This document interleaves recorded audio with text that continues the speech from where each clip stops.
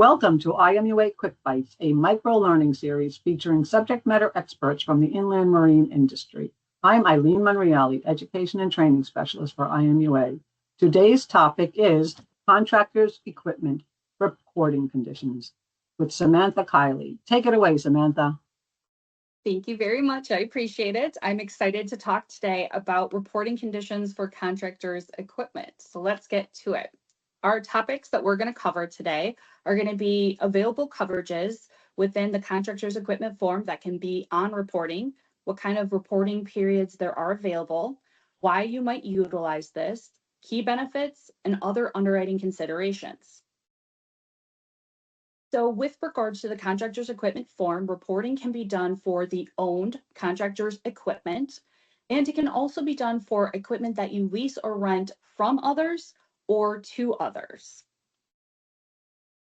Reporting period options. So a reporting condition can be set where you can know and see changes monthly, quarterly, semi-annual, or annual. So perhaps you're thinking, why utilize or offer a reporting form? Well, when it comes to own contractors' equipment, it really saves a significant amount of time from having to process multiple endorsements throughout a policy term. Think about how many touches you may eliminate by not having to constantly add and adjust and put that deck output out to your agencies and to the insureds a ton of times throughout the year. And then also with regards to leased and rented equipment, why it could be really great is it's really going to allow capturing of premium commensurate with what the actual risk is, versus oftentimes what we'll see is a simple flat charge. You're kind of gauging what the risk might be at the start of a term, but you don't perhaps know how it can evolve and change. And this is really a great way to capture that. So the key benefits. I personally really like it because I think it really helps the insurer and the insured stay informed about the types and values of equipment that are in use. And it allows you to see the evolution of a business and even the updates perhaps that they're making throughout a policy term really live. I have a lot of accounts that are on quarterly. That's kind of my sweet spot where I really get to see change. But often we also do plenty of annual as well. It helps us keep accurate and timely records. It really improves the claims handling and any kind of dispute because we have the most current information, and it also helps really the insureds often just stay very organized and focused as well because they have to be with the reporting condition. And then again, premium is really paid accurately based on the exposure that is presented through the reporters. Some other underwriting considerations to think about. So midterm changes happen all the time. And it's still really important to understand what maybe needs to be adjusted. So while we might not have to schedule individual pieces of equipment, what might happen is we might have to change our deck output. So I came up with a couple examples. So my first example is renting equipment. My policy, my deck has $250,000 for any one item, and an insured happens to be renting a $450,000 item. Well, I want to make sure that I get that limit appropriate so that in the event a loss happens, we have that limit for that particular risk. But then I also can collect premium and perhaps consider a change in the rate because I now have a higher risk, a different exposure. So that's one example. My second example is when you have numerous items added from a business acquisition.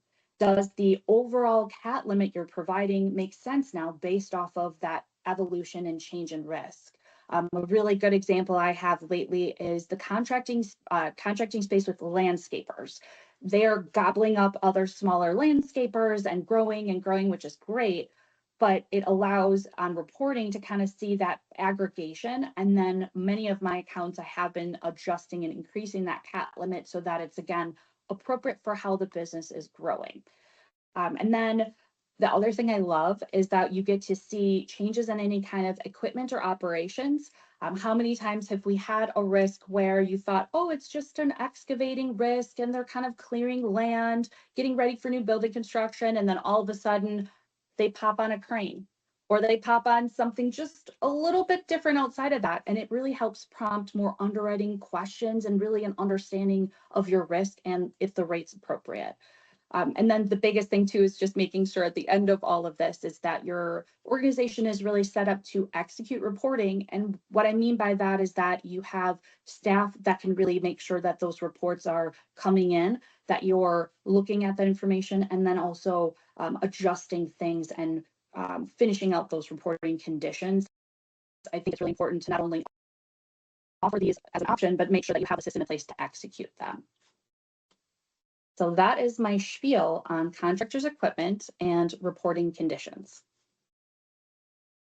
Wow, Samantha, that has been great. Thank you for sharing the how, when, and why of contractors' equipment reporting conditions. If viewers would like to learn more about contractors' equipment insurance, IMUA offers 150 hours of on-demand inland marine education available at no cost to IMUA members. There is a simple, searchable database, and if you type in contractors' equipment, your first hit in that list is going to be Understanding Contractors' Equipment, which is a 3-hour recorded class. We also have a purpose-built equipment e-learning, contractors' equipment e-learning, which is a 1-hour purpose-built e-learning course. So those are the first two things that will come up. Scan the QR code here to access the 150 hours on the IMUA Learning Portal and continue your learning journey. Thank you again, Samantha.